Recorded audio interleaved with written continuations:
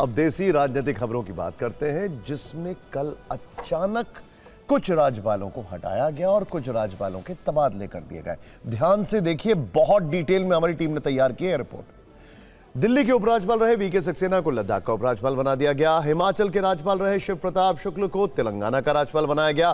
तेलंगाना के राज्यपाल जेडी वर्मा को महाराष्ट्र का राज्यपाल बनाया गया। लद्दाख के उपराज्यपाल कविंद्र गुप्ता को हिमाचल प्रदेश का राज्यपाल बनाया गया।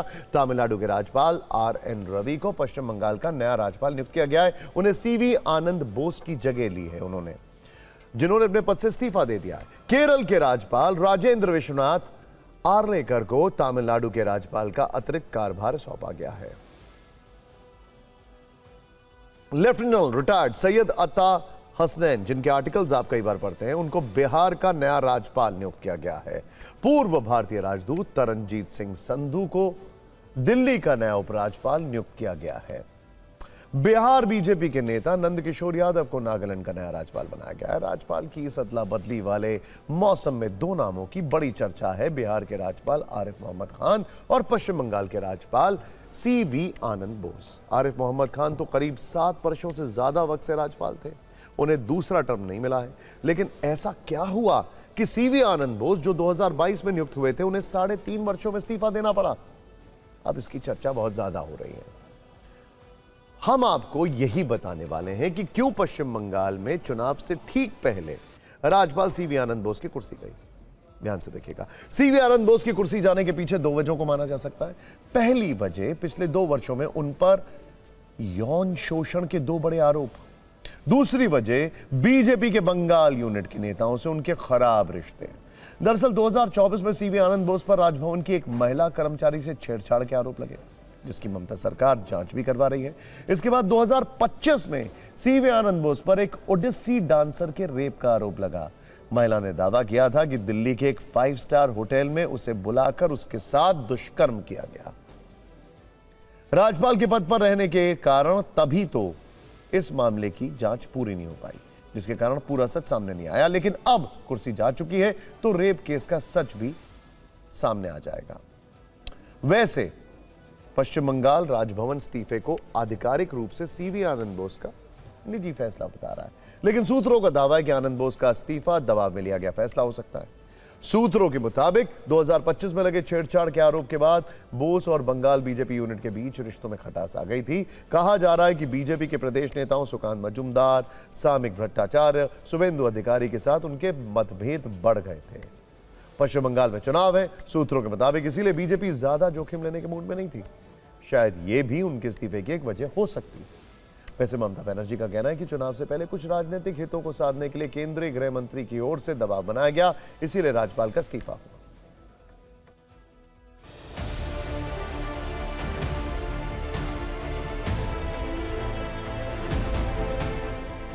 ये सारे फैसला सरकार ही लेते हैं, ये मेरा मान्यता है। चुनाव के पहले इस तरीके की परिवर्तन नया नया सवाल पैदा करते हैं। इस तरीके के अचानक परिवर्तन जरूर कुछ मायने तो रखते हैं। हो सकता है बीजेपी पार्टी अपने सुविधा के लिए ये कदम उठाए हैं।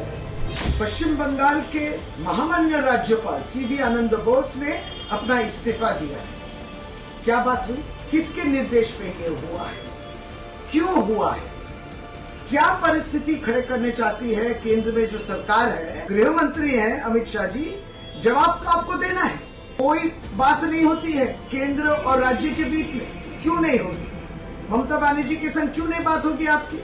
रातों रात मुख्यमंत्री बदल जाते हैं, रातों रात गवर्नर बन जाते हैं। आई हेट टू से इट, एक कॉन्स्टिट्यूशनल पोजीशन को आपने एक पपेट वाली पोजीशन बना दिया है। ये गवर्नर हैं, फेडरल स्ट्रक्चर में आपको चीफ मिनिस्टर को साथ में लेकर ये निर्णय लेना पड़ता है। तो जो विपक्षी सरकारें हैं आपसे पूछेंगी कि रातों रात ये तबादले हो रहे हैं, हमें साथ में वो डिसीजन मेकिंग में लिया नहीं जा रहा है, उसका वो विरोध जता रही हैं। आदरणीय ममता बनर्जी जी मुख्यमंत्री हैं और उनको कोई जानकारी नहीं थी कि राज्यपाल को बदल दिया जाएगा, और जिस तरह से जिस तरीके से उनको बदला गया उसको लेकर आदरणीय ममता बनर्जी जी ने सवाल उठाए। भारतीय जनता पार्टी कहीं ना कहीं जहां गैर भाजपाई सरकारें हैं उन राज्यों में अप्रत्यक्ष रूप से गवर्नर के माध्यम से सरकार चलाने का प्रयास करती है।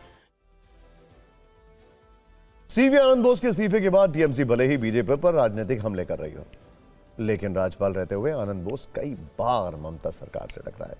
विशेष रूप से विश्वविद्यालयों की नियुक्तियों, प्रशासनिक हस्तक्षेप और कुछ संवैधानिक मुद्दों को लेकर विवादों की खबरें आती रहीं। कई बार राजनीतिक हिंसा के मामलों में वो ममता सरकार पर टिप्पणी कर चुके थे। वहीं नए राज्यपाल बनाए गए आईपीएस ऑफिसर और पूर्व डिप्टी एनएसए रहे आर.एन. रवि और तमिलनाडु की एम.के. स्टालिन सरकार के बीच टकराव वाले माहौल रहे। रवि 2 बार तो विधानसभा को संबोधित करने पहुंचे, लेकिन वह बिना भाषण दिए ही विधानसभा से वापस चले गए। राज्य में वाइस चांसलर की नियुक्ति को लेकर डीएमके सरकार के साथ उनका विवाद हुआ था। ऐसे में देखना होगा कि आर.एन. रवि की पश्चिम बंगाल में टीएमसी सरकार के साथ कैसी और कितनी बनती है। अगर दूसरे राज्यपालों की बात करें तो बिहार के राज्यपाल आरिफ मोहम्मद खान का कार्यकाल पिछले वर्ष सितंबर में ही खत्म हो गया था। फिलहाल वो एक्सटेंशन पर चल रहे थे। दिल्ली के उपराज्यपाल विनय कुमार सक्सेना को दिल्ली से हटाकर लद्दाख भेजा गया। वीके सक्सेना ने दिल्ली शराब घोटाले की सीबीआई जांच की सिफारिश की थी। माना जा रहा है कि शराब घोटाले में लोअर कोर्ट के फैसले के बाद सक्सेना को उपराज्यपाल बनाए रखना एक विवाद को जन्म दे सकता था, लिहाजा उनका ट्रांसफर लद्दाख कर दिया गया। दिल्ली के उपराज्यपाल बनाए गए तरनजीत सिंह संधू फरवरी 2020 में अमेरिका में राजदूत नियुक्त हुए थे। जनवरी 2024 तक वो इस पद पर रहे। रिटायरमेंट के बाद 2024 में वो बीजेपी में शामिल हुए, अमृतसर से चुनाव लड़ा और अब उपराज्यपाल बने हैं। इसी तरह नागालैंड के राज्यपाल बनाए गए बिहार बीजेपी के नेता नंदकिशोर यादव करीब 30 वर्षों तक राजनीति में रहे हैं। बिहार में बीजेपी के बड़े पदों पर रहे। उन्हें राज्यपाल बनाकर बिहार के यादव मतदाताओं के बीच सकारात्मक संदेश देने की कोशिश है।